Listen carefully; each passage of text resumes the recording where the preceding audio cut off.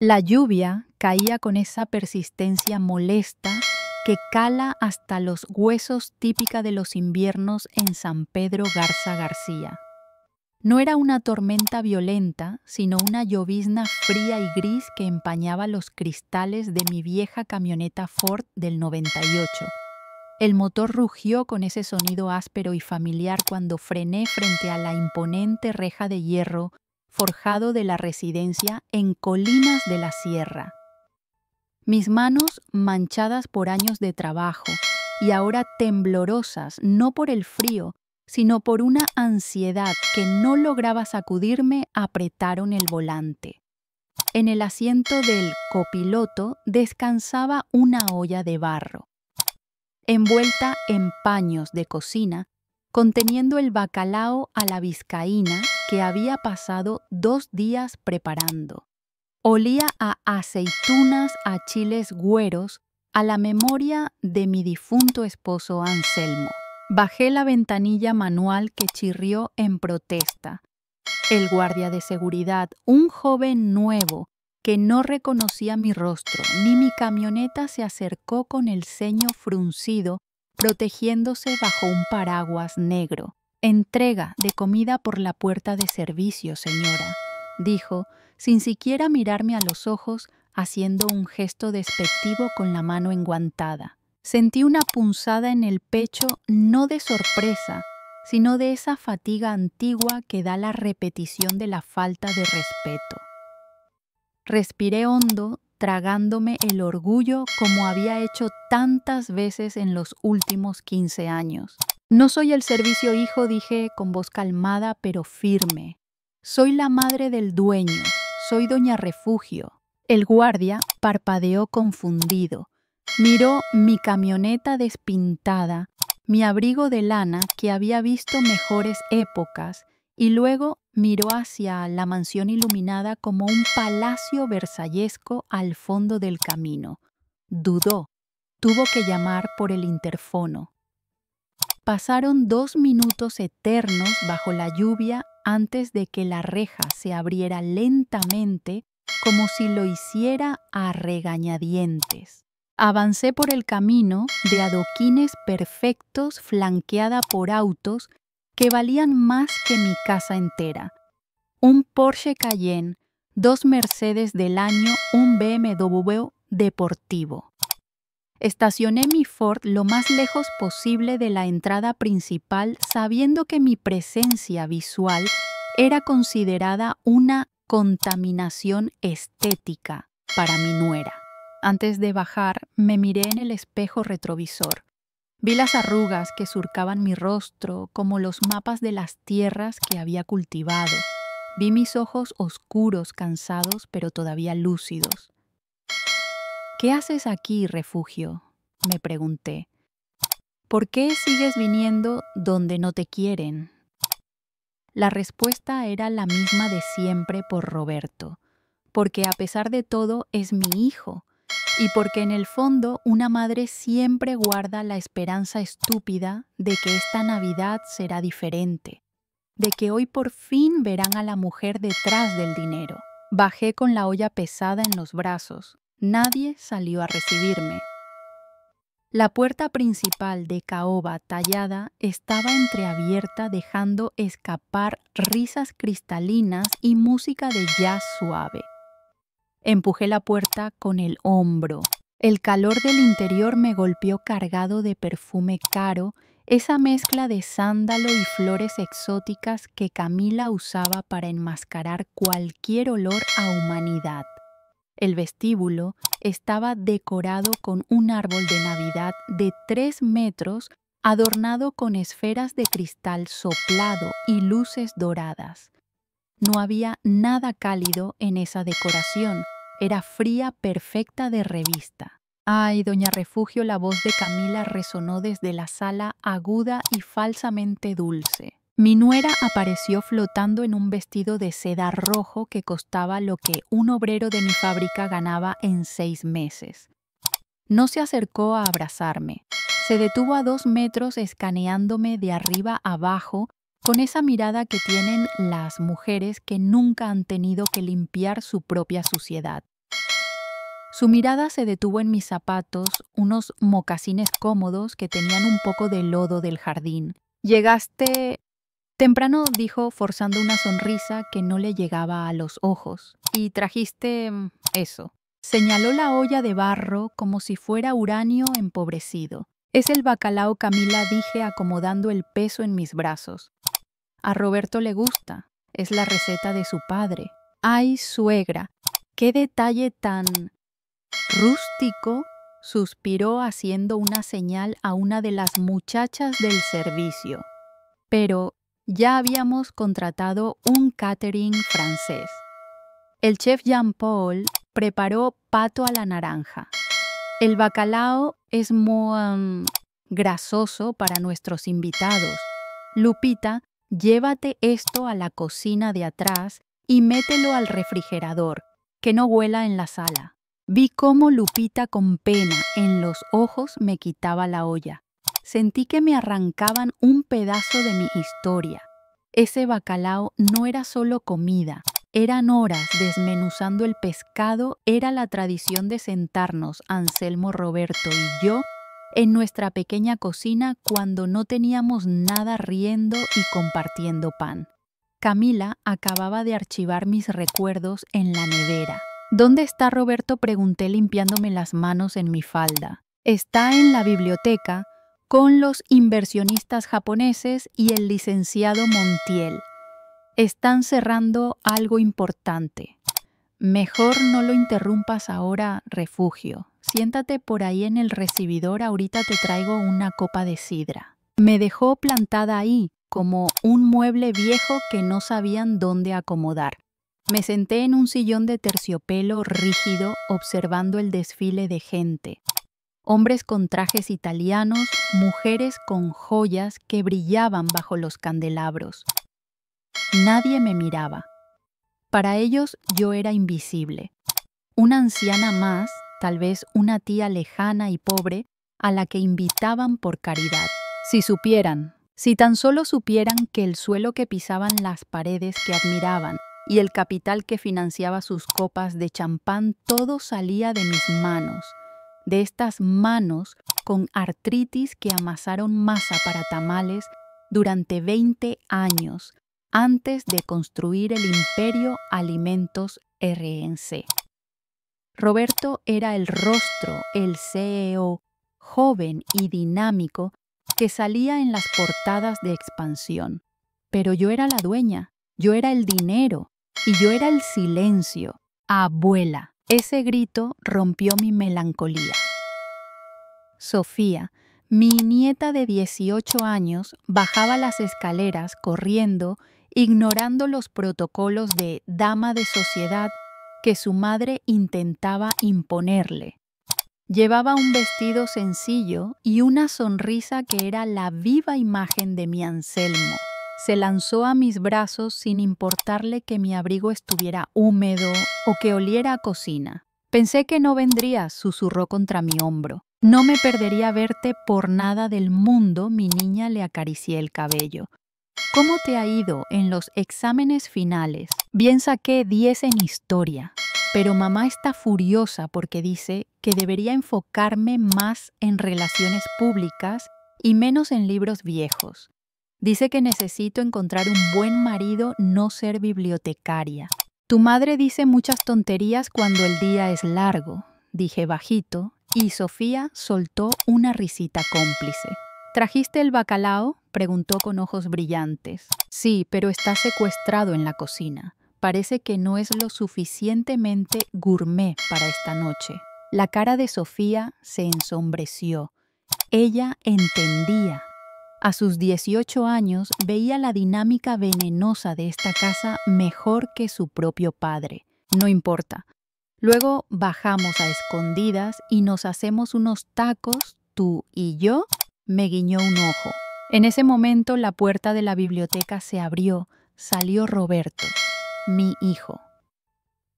A sus 42 años se veía imponente, con las canas prematuras en las sienes que le daban un aire distinguido. Pero yo, que lo parí y lo crié, veía más allá. Veía la tensión en su mandíbula, el brillo de sudor en su frente, la mirada huidiza. Estaba actuando, siempre estaba actuando. Se despidió de los japoneses con reverencias exageradas y al volverse me vio. Su sonrisa se tensó imperceptiblemente. Se acercó besándome la mejilla rápidamente, un beso seco de trámite. «Mamá, llegaste». «Hola, hijo. Feliz Navidad». «Sí, feliz Navidad». «Oye, mamá». Miró a los lados, asegurándose de que nadie escuchara y bajó la voz. «Necesito que vengas un momento al despacho antes de la cena. Es urgente». «Ahora acabo de llegar, Roberto. Es solo un minuto. Por favor». «Sofía, ve con tu madre, ayuda a recibir a los Garza». Sofía me apretó la mano una última vez antes de irse a regañadientes. Seguía Roberto al despacho. El olor a cuero y tabaco llenaba la habitación. Cerró la puerta con llave y el ruido del cerrojo sonó como un disparo en el silencio. «Siéntate, mamá», señaló la silla frente a su enorme escritorio de roble. Él no se sentó. Caminaba de un lado a otro nervioso. «¿Qué pasa, Roberto?» «¿Estás en problemas?» Mi instinto de madre se activó. Siempre había sido así, él se metía en líos y yo los sacaba. No son problemas, son oportunidades, oportunidades de expansión. Los inversionistas están listos para inyectar capital para la nueva planta en Querétaro. Pero el banco, tú sabes cómo son los bancos, mamá. Burocracia pura. Sacó una carpeta azul de un cajón y la deslizó sobre el escritorio hacia mí. Necesitan actualizar las garantías. Ya sabes, los papeles de la propiedad, los avales de la empresa matriz. Es solo un trámite para renovar mi poder de gestión. Me puse los lentes que colgaban de mi cuello y abrí la carpeta. Las letras eran pequeñas, densas jerga legal, diseñada para confundir. Pero yo no había construido un negocio desde cero siendo analfabeta. Mis ojos recorrieron las cláusulas. Cesión de derechos, donación irrevocable, renuncia de usufructo. El corazón me dio un vuelco. Esto no era una renovación de poderes administrativos. Esto era una transferencia total de propiedad. Si yo firmaba esto, dejaba de ser la dueña de todo. Me quedaba sin casa, sin empresa, sin voz. Levanté la vista. Roberto estaba sirviéndose un whisky de espaldas a mí. Le temblaba la mano. «Roberto», dije suavemente, «¿qué es esto?». Se giró con esa sonrisa de vendedor de autos usados que había perfeccionado. «Ya te lo dije, mamá. Papeles del banco. Mira, tienes casi 70 años. El contador dice que si algo te pasa, Dios no lo quiera, los impuestos de sucesión nos comerían vivos.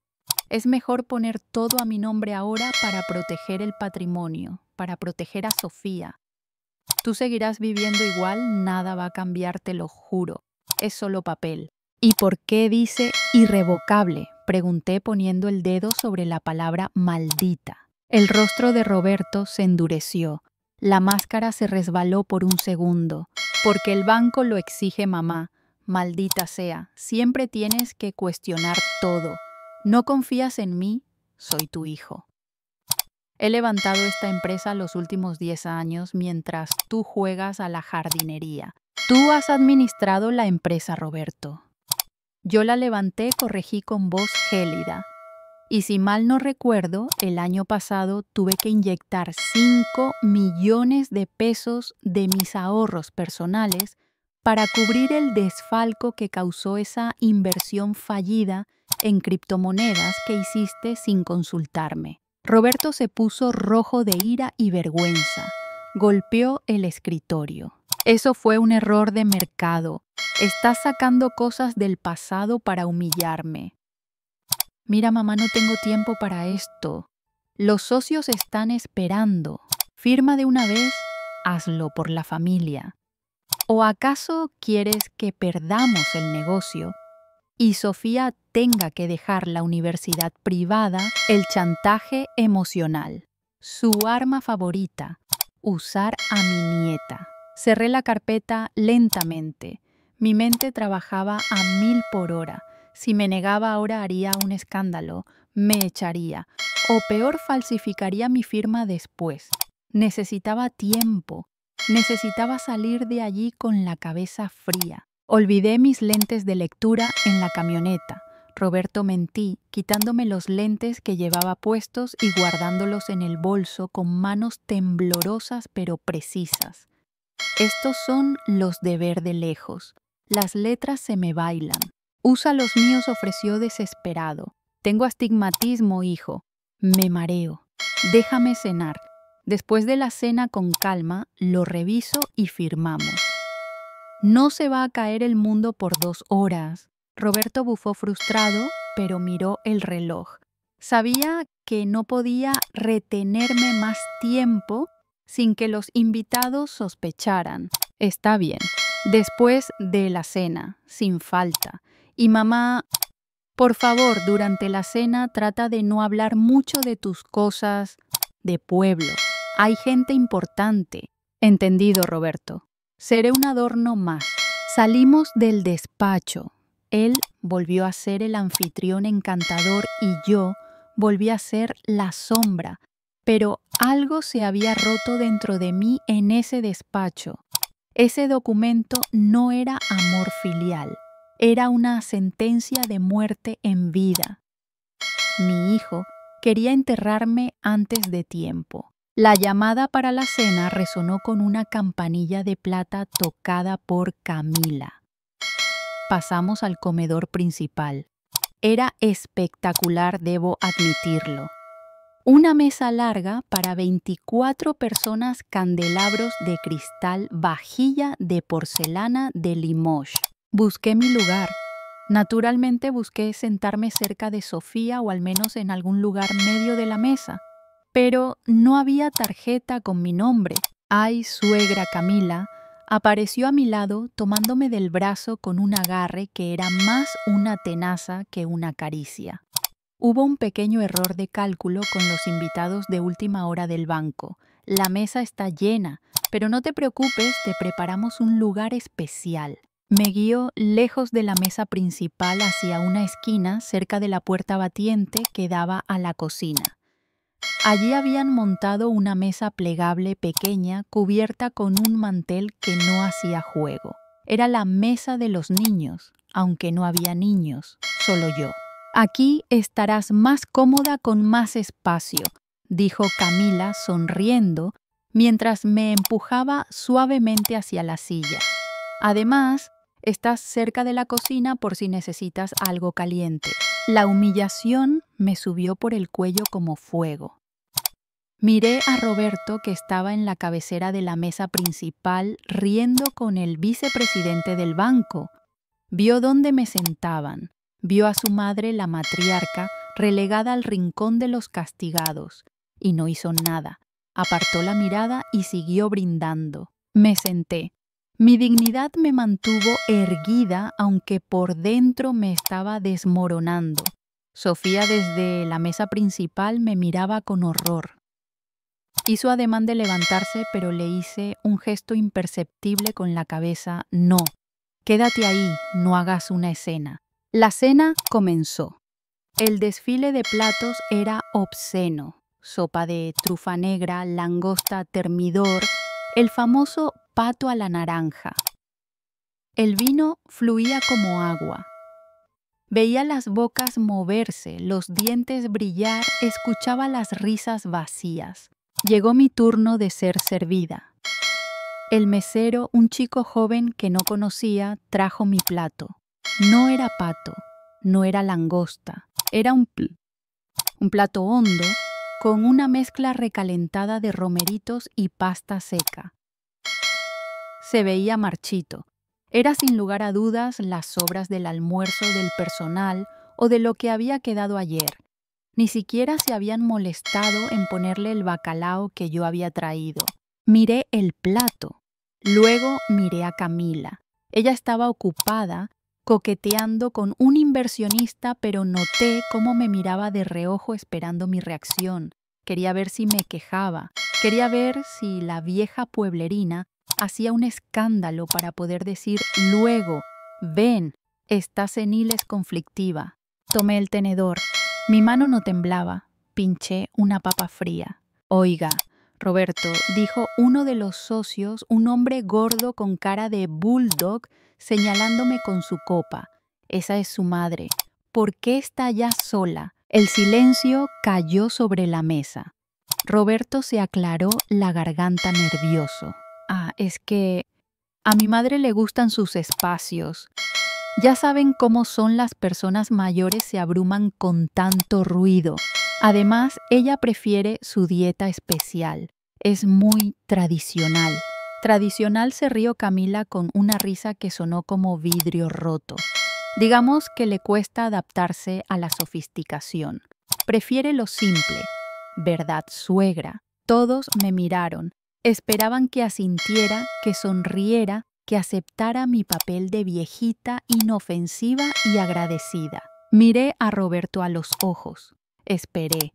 Le di 3 segundos para que dijera algo. Para que dijera: no, ella es la fundadora de todo esto. Siéntese aquí, madre.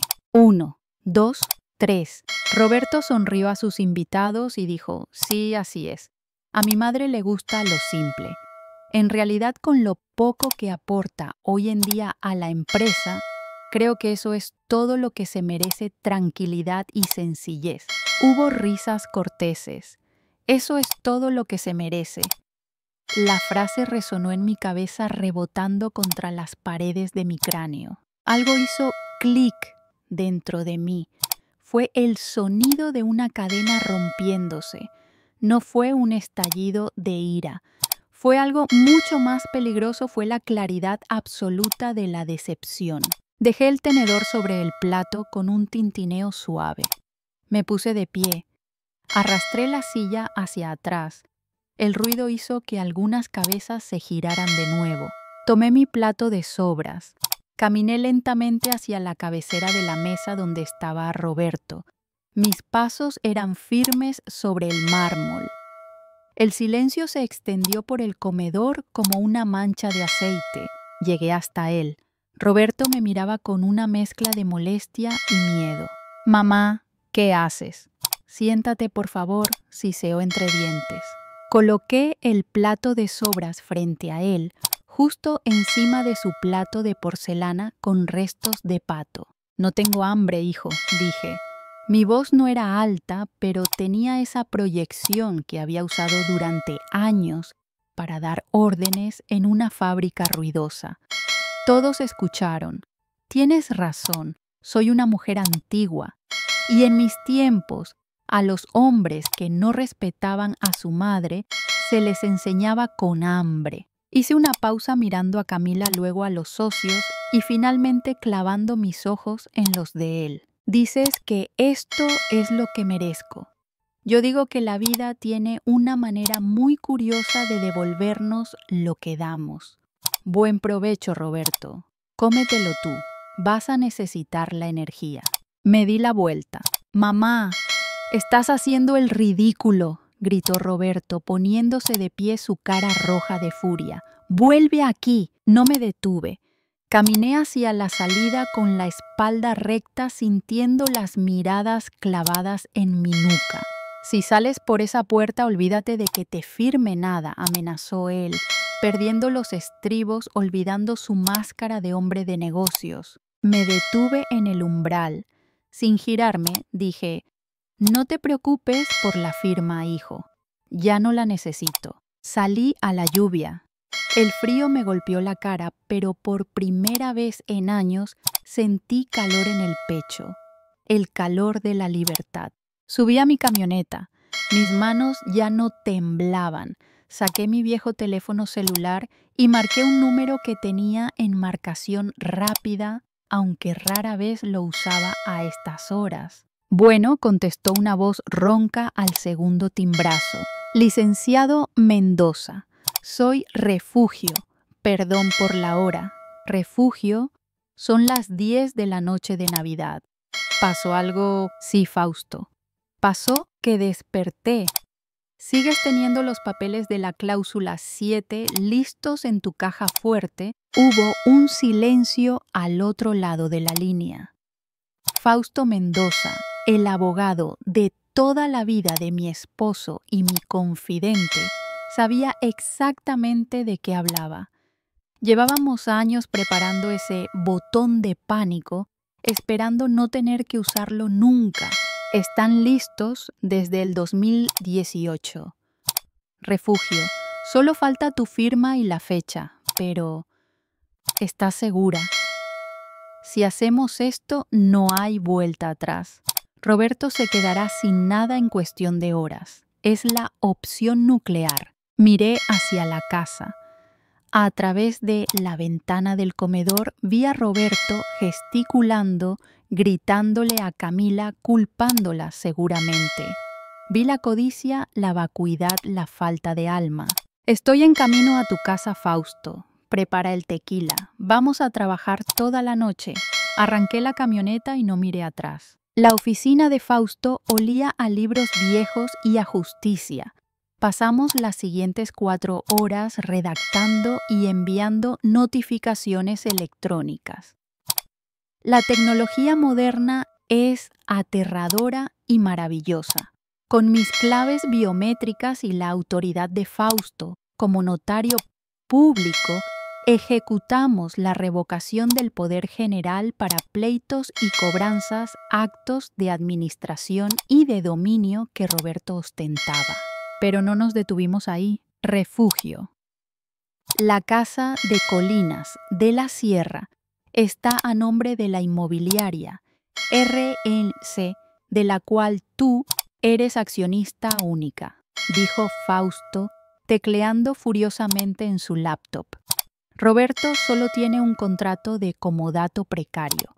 Podemos rescindirlo por ingratitud manifiesta y mal uso del inmueble. Hazlo, dije tomando un trago de tequila. Quiero que mañana cuando intenten comprar una aspirina no puedan. Bloquea las tarjetas corporativas. Todas, incluyendo las adicionales de Camila. Hecho. Y las cuentas personales de Roberto están vinculadas a la nómina de la empresa como director general. Suspende el pago de sueldos y bonos por investigación interna de auditoría. Congélalo todo, Fausto, hasta el último centavo. A las 3 de la mañana habíamos terminado. Yo estaba agotada, pero extrañamente eufórica. Me recosté en el sofá de cuero de Fausto. Duerme un poco. Refugio, dijo él, cubriéndome con una manta. Mañana va a ser un día largo. No, Fausto. Mañana va a ser un gran día. El sol de la mañana de Navidad en Monterrey suele ser brillante y engañoso. Desperté con el olor a café recién hecho. Me sentía dolorida, pero viva. Me arreglé lo mejor que pude, alicé mi falda, lavé mi cara. Ya empezaron, dijo Fausto entrando con su tablet. Tengo 7 llamadas perdidas de Roberto y 3 correos amenazantes de su abogado junior. Y miró la pantalla y soltó una carcajada. Mira esto. Me mostró un reporte de actividad bancaria. 08:15 AM. Tarjeta. Amex. Black. Rechazada. Starbucks. 08:17 OE. Tarjeta. Visa. Platinum.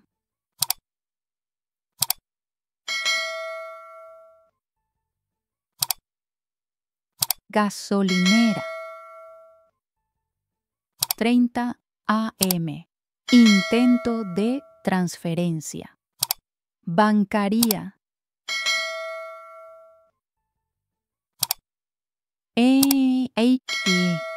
Bloqueado por seguridad. Intentó vaciar las cuentas en cuanto se despertó, dije con tristeza. Sabía que lo haría. Bueno, ahora saben que algo pasa, ¿qué hacemos? Vamos al rancho, dije. Mi rancho no era una mansión. Era la vieja finca en las afueras en Santiago donde Anselmo y yo empezamos. Una casa de adobe con huerto y gallinas. Ahí es donde vivo realmente. Ahí es donde me encontrarán. Llegué a mi refugio cerca del mediodía. El aire era limpio. Mis perros, 2 mestizos fieles, salieron a recibirme moviendo la cola. Nada de juicios, solo amor. Me preparé un café de olla y me senté en el pórtico en mi mecedora a esperar. No tuve que esperar mucho. A la 1 de la tarde vi una nube de polvo en el camino de tierra.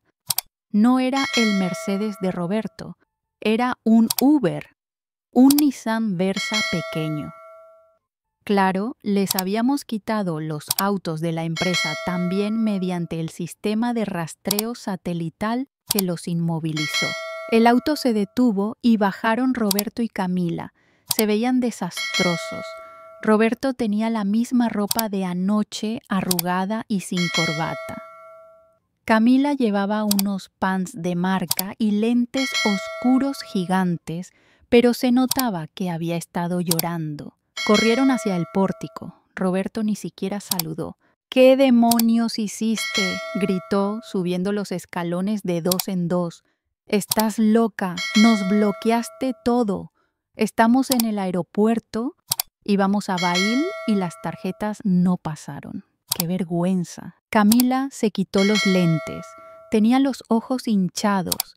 Doña Refugio, esto es un abuso. Es ilegal. Vamos a demandarla. No tenemos ni para pagar el Uber de regreso. Me mecí suavemente en mi silla tomando un sorbo de café. El vapor subía lento, perezoso. Buenos días a ustedes también. Feliz Navidad, dije tranquilamente. Deja de jugar. Roberto se acercó peligrosamente con el puño cerrado. Mis perros gruñeron y se pusieron de pie mostrando los dientes. Roberto retrocedió un paso asustado. Mamá reactiva las cuentas ahora mismo. Tengo que pagar a los proveedores mañana. Tengo una imagen que mantener. Ya no tienes ninguna imagen, Roberto, dije, dejando la taza en la mesa. Y ya no tienes proveedores. Esta mañana o a las 9 se envió un comunicado a toda la junta directiva y a los socios comerciales. Se les informó que has sido destituido de tu cargo como director general por mala gestión y conflicto de intereses. Roberto se puso pálido, se apoyó en la columna de madera como si le hubieran disparado. ¿Que no puedes hacer eso? Yo soy el dueño. Tú nunca fuiste el dueño. Saqué de mi bolsillo una copia del documento que él quería que firmara anoche. Pero esta era la versión real, la original de hace 15 años. Tú eras mi empleado. Un empleado muy bien pagado, con muchos privilegios, pero un empleado al fin. Y anoche renunciaste. Yo no renuncié, sí lo hiciste. Cuando me serviste sobras, cuando me dijiste que eso era lo que merecía. Renunciaste a ser mi hijo y por ende renunciaste a mi confianza. Camila intervino cambiando de táctica. Se tiró al suelo de rodillas sollozando teatralmente. Suegra, por favor, piense en Sofía, su nieta. Va a dejar a su nieta en la calle. No tenemos dónde vivir si nos quita la casa. A la casa sonreí sin alegría. Sí, la notificación de desalojo ya debe estar pegada en la puerta. Tienen 3 días para sacar sus cosas personales. Muebles y arte se quedan, pertenecen a la empresa. Eres un monstruo, escupió Roberto. Eres una vieja rencorosa y amargada. Te vas a morir sola. Tal vez asentí, pero moriré en mi casa con mi dinero y con mi dignidad. Tú, Roberto, a menos que aprendas a trabajar de verdad, vas a morir debiendo hasta la camisa. Y Sofía Roberto jugó su última carta. Si nos cortas el dinero, Sofía deja la universidad. ¿Quieres eso? ¿Quieres arruinarle el futuro a ella también? En ese momento, la puerta de la casa se abrió detrás de mí. No te preocupes por mí, papá. Sofía salió llevando una bandeja con pan dulce. Se paró a mi lado y puso una mano en mi hombro. Roberto y Camila se quedaron boquiabiertos. Sofía, ¿qué haces aquí? Sube al auto, nos vamos, ordenó Roberto.